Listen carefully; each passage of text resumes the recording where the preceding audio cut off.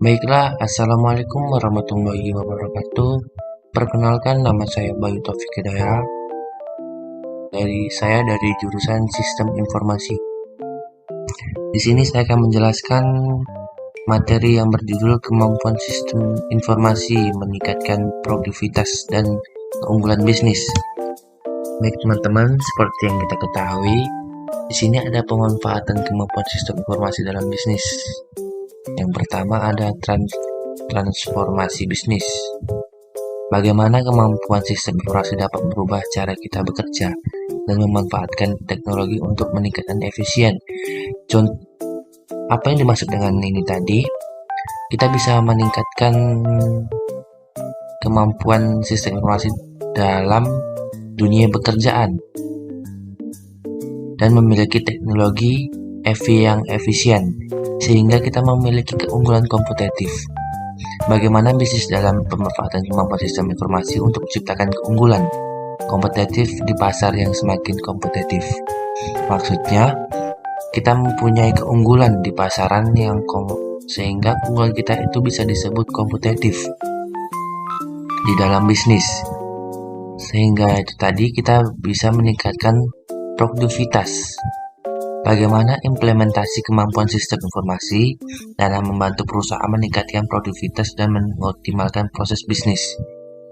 Yang artinya, sistem informasi dalam bisnis ini mempunyai transformasi bisnis dan memiliki keunggulan. Sehingga keunggulan itu bisa meningkatkan produktivitas. Proses pengembangan kemampuan sistem informasi. Nah, di sini ada prosesnya. Yang pertama perancangan, yang kedua analisis desain, yang ketiga implementasi, yang keempat pemeliharaan dan peningkatan. Oke, di dalam perancangan ini langkah strategis untuk mengembangkan kemampuan sistem informasi yang sesuai dengan kebutuhan bisnis. Artinya, kebutuhan apa yang kita akan pasarkan nanti ketika kita bisnis. Nah, kita sesuaikan dan analisis dulu desainnya. Seperti apa mengidentifikasi kebutuhan dan merancang solusi sistem informasi yang optimal. Contohnya itu kita merancang dulu kebutuhan kita dalam bisnis itu untuk apa, ya kan? Di sini ada implementasi, mengintegrasikan dan menguji sistem informasi baru dalam organisasi, yang artinya kita menguji informasi baru dari organisasi. Ya, contohnya seperti kita di pasaran, informasi apa yang baru, nah, kita implementasikan sehingga kita harus meningkatkan pemeliharaan dan menjaga dan meningkatkan kemampuan sistem informasi seiring perkembangan dan perubahan bisnis. Nah, di sini ada analisis kebutuhan untuk mengembangkan kemampuan sistem informasi.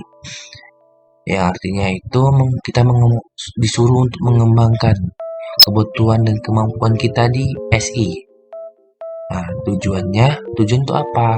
Tujuan kriteria bisnis menentukan tujuan dan kriteria bisnis yang akan diakomodasi oleh sistem informasi.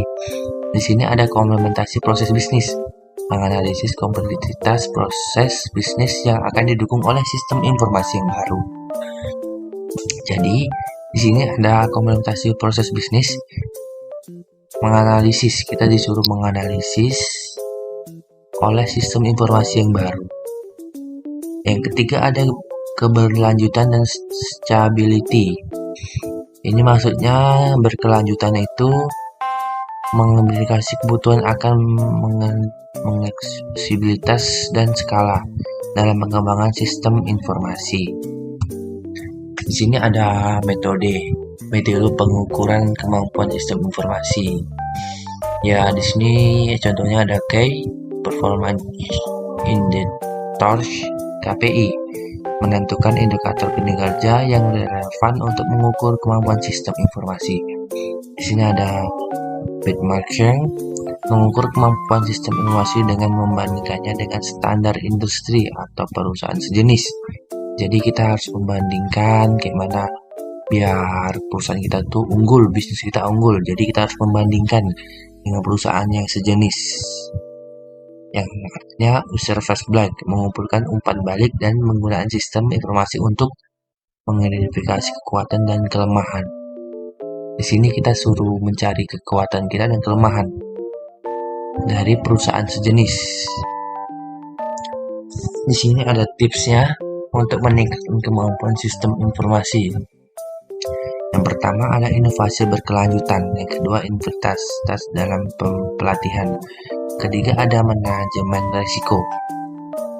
Inovasi berkelanjutan ini contohnya mengikuti perkembangan teknologi yang sekarang dan menetapkan inovasi dalam sistem informasi yang ada, yang artinya kita disuruh menetapkan teknologi yang sekarang dan sistem informasi yang ada.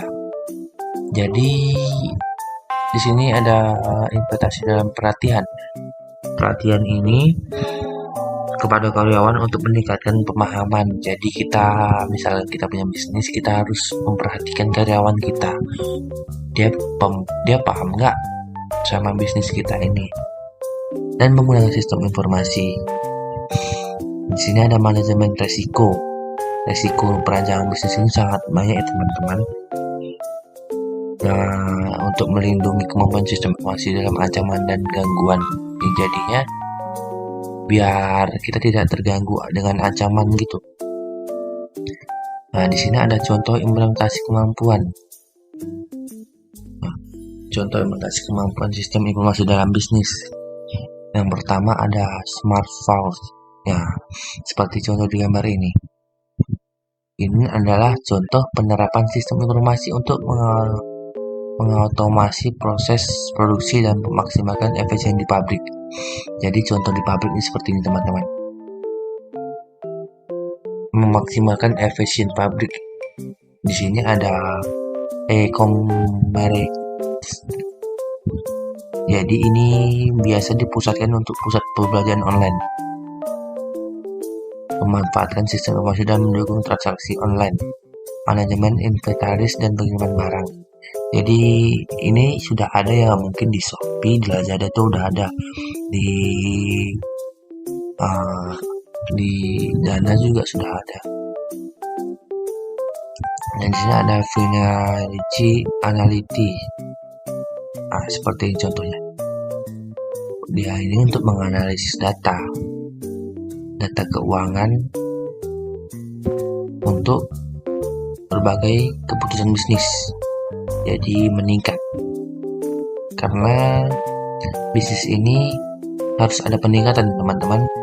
Jadi dari materi saya tadi mungkin untuk teman-teman bisa dipahami, ataupun kemungkinan kalau ada kata-kata yang sangat cepat bisa diulangi lagi. Inilah presentasi saya ya. Presentasi saya ini menjelaskan tentang kemampuan sistem informasi dalam keunggulan bisnis. Ya, saya akhiri. Wabillahi taufiq wal hidayah. Assalamualaikum warahmatullahi wabarakatuh. Selamat malam.